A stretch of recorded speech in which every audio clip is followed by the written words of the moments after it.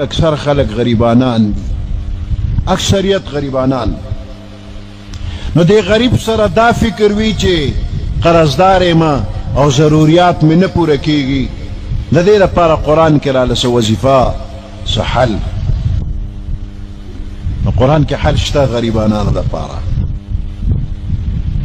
عبدالله ابن مسعود رضی الله تعالی عنہ یو صحابي دی، بیمارو، او عثمان غنی رضی الله تعالی عنہ امیر المؤمنین د بیمار پرسه لراغی چې رخصتېده نو څه پیسې ولا ورکې دا والا هغه ته زما ضرورت نشته نالما.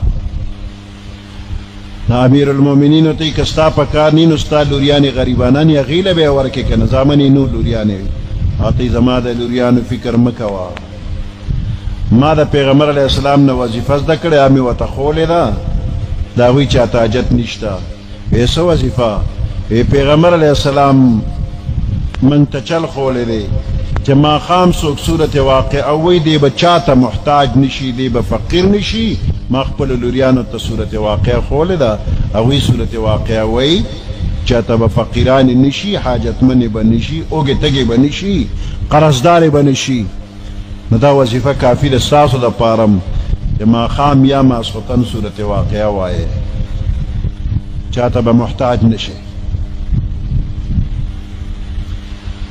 اوس بعضې بنده وي استاد وي صورت واقع نشم ویلی، قرآن مې نه دی ویلی، بل اسانه وظیفه راته وښیه. نه د داسې کس دپاره وظیفه شته چې قرآن مې نه دی ویلی. یو صحابي راغی پیغمبر علیه السلام ته وی غریب یم او داسې اسانه وظیفه راته وښیه. پیغمبر علیه السلام هغه ته هم اسانه وظیفه ښولې، وی خپل کور ته چې لاړ شي نو کور به سلام وکړي، بیا په ما یو ځلې درود ووایه او بیا صورت اخلاص قل هو یو ځل ووایه، خدای به دې مالدار کی.